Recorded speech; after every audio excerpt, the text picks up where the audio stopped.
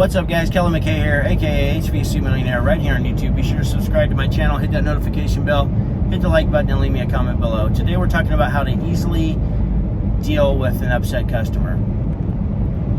First of all, a lot of times upset customers won't tell you directly. They'll leave it in a review.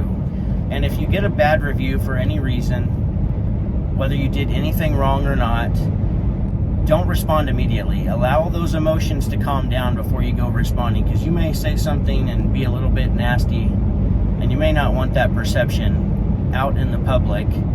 And oftentimes all it takes is just for you to relax and let the emotions calm down so you can think clearly on how you want to respond professionally to a bad review.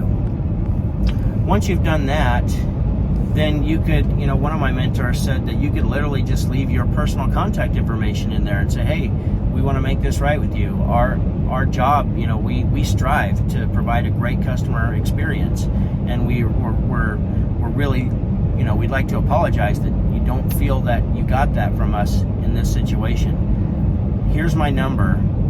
Give me a call. I'd like to resolve this with you in any way we can to make you happy, as that is our goal. So something to that nature.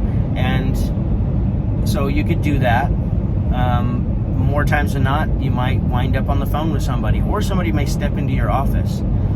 But anytime you wind up talking to them directly, we want to use Stephen Covey's method. Seek first to understand, then to be understood. So you want to make sure that you understand the situation from their perspective.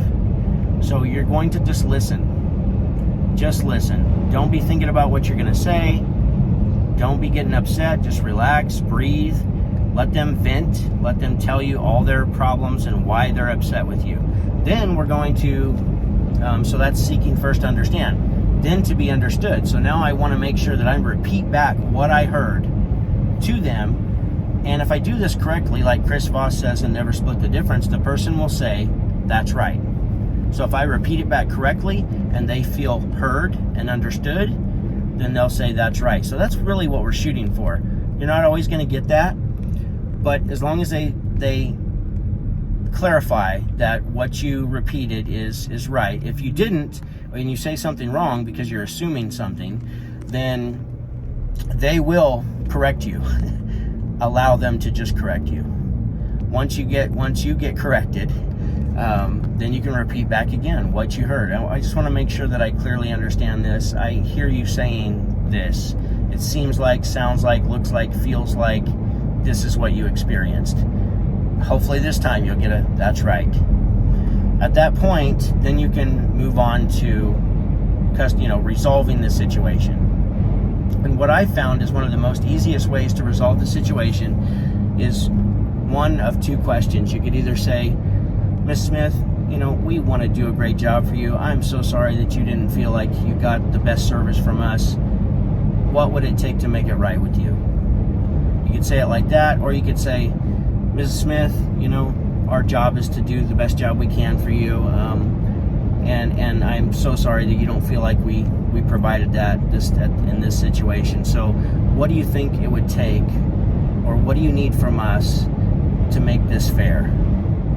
So either one of those, and you'll notice that, and I'm just role-playing a little bit here, that you want to slow down the way you're talking. You want to lower your voice a little bit, just like Chris Voss says, Never Split the Difference. You want to read that book if you haven't, but he's talking about your late night FM radio DJ voice, because it's calming, it's soothing. You don't want to raise your voices, because then it'll just be at each person. Every time somebody says something, it's just the volume gets louder and louder, because somebody's not feeling like they're being heard or understood. So instead of going into some long spiel about, well, I've got a business to run, and I've got this expense and this expense and this expense, and instead of doing that, just get to the point. What would it take to make it right with you? Or how can we make this fair for you? And you'll find that you'll resolve it a lot quicker. And what you'll also find is that people don't always want as much as you might think they want. I had one particular instance where a gentleman was upset, and next thing I know, he's standing in my office 3 feet in front of me, and he's mad because he feels like he spent too much on a thermostat. because he could go to Walmart and get this thermostat for a lot cheaper. Well, we know as contractors, they don't always know, the customer doesn't always know, but we know as contractors that it's not the same quality, it's not going to have the same warranties. Also, if they bring it home and install it and it doesn't work, Walmart's not going to send somebody out to replace it for them. You know, if it breaks down a week after they get it, Walmart's not going to send somebody out to swap it out for them. Where as a business, that's what we do. So in a customer's mind, they're not putting all the pieces together, but instead of listing all these pieces and trying for them to understand your side of the story, just ask them, what would it take to make it fair? And in this situation, the guy was like, well, if you could just give me like $50 back, I think that'd be fair. I was like, you bet. Let me take care of that for you. And it was resolved, and we were still friends at the end of the day, and kept the customer happy. And as a result, you know, this particular customer had gone to the Better Business Bureau to complain. And so after that, it got resolved, and we maintained our perfect rating with the Better Business Bureau. So it's not always as much as you think that they might want in order to resolve the situation. The main thing is, do not ignore the situation. Do not ignore it. Take it seriously, respond, do what you can to make it right, and you'll quite possibly reverse that bad review and maintain your professionalism and maintain your customer, possibly, if you want to keep doing business with them. Some people you don't want to keep doing business with. So anyhow, that's the easiest way. Hope this helps. Go make money. Boom.